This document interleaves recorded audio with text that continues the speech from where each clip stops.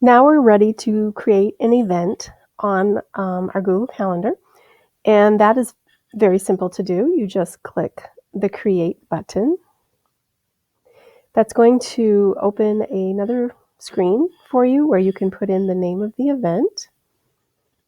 And I'm just going to go ahead and put in digital literacy. You can see the date displayed here. It will probably default to the current date that is displayed on the calendar.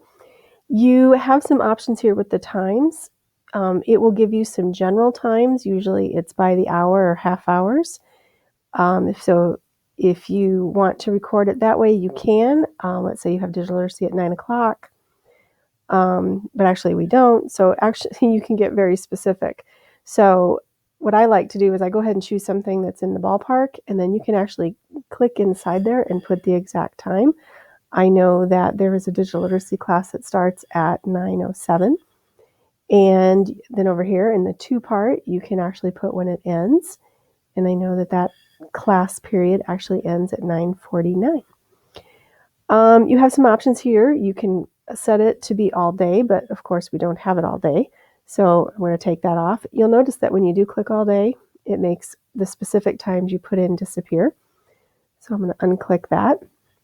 There is a repeat option, which you can, because you do have digital literacy certain days, you can put that in.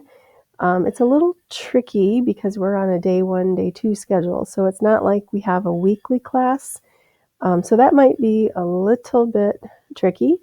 So maybe instead of saying digital literacy, maybe instead you say digital literacy or art, because you do have digital literacy opposite of art. So for that repeat, it doesn't repeat weekly, but it's actually every weekday, Monday through Friday. Now, if you put daily, that's going to show up on Saturday and Sunday too. It can start on today, and it'd be nice if digital literacy and art never ended, but of course it does. So you could choose this last one here that says on, and you could set an end date. I'm not even sure when the last day of school is.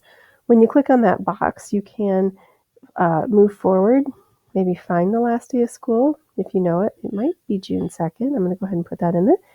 And then you can click done. So now it is set to repeat. And you can put a where. It could be BMS, or maybe you could put H2 Computer Lab, and wherever you have art, that's up to you. You can put a description.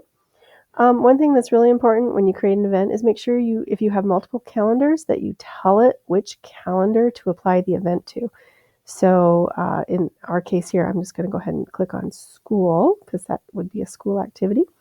You can add attachments. If you have a website or a syllabus, you can add things there. You can add actual files, or you can actually add links there. You can change the color if you want to. The default right now is green, but if you want to make that particular thing a different color, you can do that.